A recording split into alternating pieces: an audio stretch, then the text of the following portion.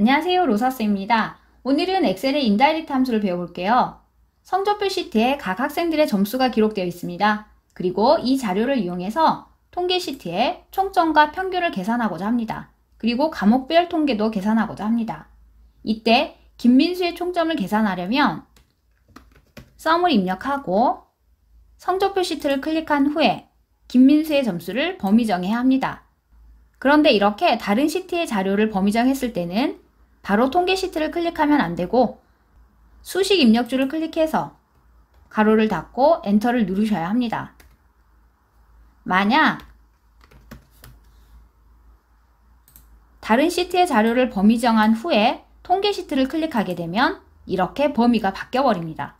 그래서 다른 시트의 자료를 참고할 때는 꼭 수식 입력줄을 클릭해서 그 다음 작업을 입력해야 한다는 거 꼭 기억하시기 바랍니다. 이 작업을 각 학생별로 실행해야 하는데요. 그나마 학생 이름의 순서가 성적표 시트와 동일하다면 채우기 핸들을 이용할 수 있지만 그렇지 않다면 학생별로 총점을 직접 계산해야 해서 매우 불편합니다. 그래서 일단 성적표 시트의 자료를 이름 정의하는 것이 좋습니다. C3셀을 클릭하고 컨트롤 쉬프트를 누르고 아래로 한번, 오른쪽 한번 이렇게 전체 자료를 범위 정합니다. 그리고 수식 탭에서 선택 영역에서 만들기를 클릭합니다. 이름 만들기에서 첫 행과 N쪽열을 클릭합니다. 첫 행은 첫 행에 있는 이름과 국어, 영어, 수학이 바로 하위 범위의 이름이 된다는 것입니다. 왼쪽 열은 왼쪽 열에 있는 김민수, 이준호, 정민이 바로 오른쪽에 있는 이 점수들의 이름으로 정의된다는 뜻입니다. 두 개를 선택한 상태에서 확인을 누르시면 이름 정의가 완료되었습니다. 정의된 이름을 확인하려면 이름 관리자를 클릭하시면 됩니다. 이렇게 이름 정의된 내용을 확인할 수 있습니다. 닫기를 누르고 이제 이 이름 정의된 내용을 이용해서 총점을 계산해 보도록 하겠습니다. 통계 시트에서 자료를 지우고 는 SUM을 입력합니다. 그리고 김민수를 입력합니다. 이렇게 해서 엔터를 하면 김민수로 정의된 점수의 총점을 계산해 줍니다. 평균을 계산하고 싶다면 는을 누르고 AV 두 번째 있는 에버리지를 더블 클릭합니다. 그리고 마찬가지로 김민수라는 이름을 입력합니다. 가로를 닫고 엔터를 누르면 이렇게 평균을 계산할 수 있습니다. 그런데 많은 학생에 대해서 직접 썸 뒤에 이름을 입력하려고 하면 너무 시간이 많이 걸리고 불편합니다.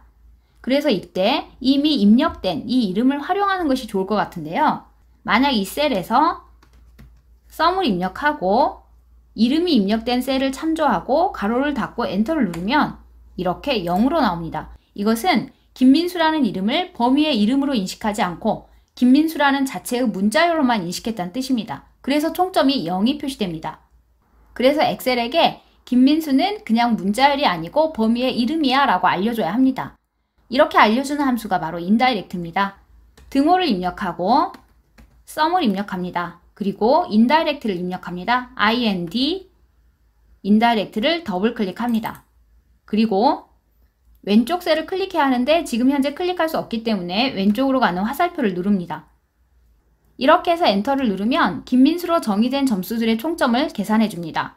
그럼 평균을 계산해 볼게요. 는 하고 AVE 에버리지를 더블 클릭합니다. IND 인다이렉트를 더블 클릭하고 마찬가지로 김민수 이름을 클릭합니다. 가로를 두 번 닫습니다. 그렇다면 이 두 식은 왼쪽에 있는 이 셀값을 참조해서 그 범위에 해당하는 값들의 계산을 하고 있기 때문에 채우기 핸들로 드래그를 하시면 이준호, 정민 각 학생의 점수를 계산할 수 있게 됩니다. 채우기 핸들 상태에서 더블 클릭하시면 두 함수를 모두 채우게 할 수 있습니다. 같은 방법으로 각 과목별 총점과 평균을 계산해 볼게요. 등호를 입력하고 썸을 입력합니다. 인다이렉트를 입력하고 왼쪽 셀을 클릭합니다. 가로를 두 번 닫고 엔터를 누릅니다.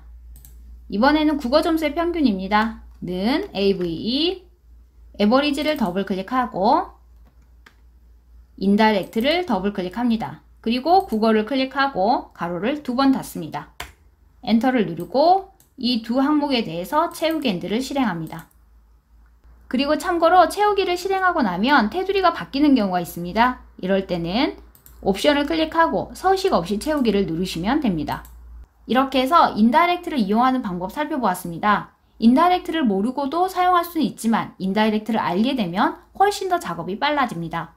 자, 그러면 배운 내용을 정리해 볼게요. 인다이렉트 함수는 문자를 범위의 이름으로 변환하는 역할을 합니다.